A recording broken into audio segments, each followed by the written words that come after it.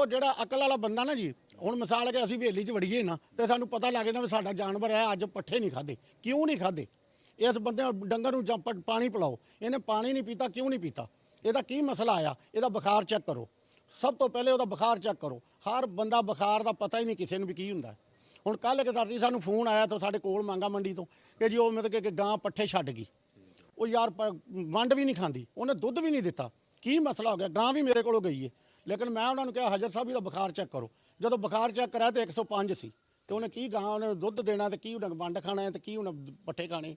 ਲੇਕਿਨ ਇਹ ਕਿ ਇਹ ਚੀਜ਼ਾਂ ਦੇਖਣ ਦੀਆਂ ਕਿ ਯਾਰ ਉਹਨੇ ਪੱਠੇ ਨਹੀਂ ਖਾਧੇ, ਉਹਦੀ ਵਜ੍ਹਾ ਕਿਆ? ਕੋਈ ਪੱਠਿਆਂ 'ਚ ਮਸਲਾ ਤਾਂ ਨਹੀਂ ਆਇਆ ਜਾਂ ਮਤਲਬ ਕਿ ਵੰਡ 'ਚ ਮਸਲਾ ਤਾਂ ਨਹੀਂ ਆਇਆ। ਹਾਲਾਂਕਿ ਵੰਡਾ ਵੀ ਉਹ ਮੇਰੇ ਕੋਲੋਂ ਜਾਂਦਾ, ਉਹਦਾ ਵੰਡਾ ਵੀ ਮੇਰੇ ਕੋਲੋਂ ਜਾਂਦਾ, ਗਾਂ ਵੀ ਮੇਰੇ ਕੋਲੋਂ ਗਈ ਹੋਈ। ਤੇ ਇਨਸ਼ਾਅੱਲਾ ਬਾਕੀ ਹੈ ਕਿ ਇਹ ਚੀਜ਼ਾਂ ਬੰਦੇ ਨੂੰ ਦੇਖਣ ਨਾਲ ਆ ਜਾਂਦੀਆਂ ਕਿ ਜਦੋਂ ਹੁਣ ਮਿਸਾਲ ਅਸੀਂ ਆ ਕੇ ਬੈਠੇ ਸਾਡੇ ਜਾਨਵਰ ਨੂੰ ਪੱਠੇ ਪਾਏ, ਪੱਠੇ ਕਿਉਂ ਨਹੀਂ ਖਾਧੇ? ਵੀ ਵਜ੍ਹਾ ਕੋਈ ਪਿਆਸਾ ਤਾਂ ਨਹੀਂ? ਜਦੋਂ ਪਾਣੀ ਤੇ ਲਗੇ ਪਾਣੀ ਵੀ ਨਹੀਂ ਪੀਤਾ, ਕਿਉਂ ਨਹੀਂ?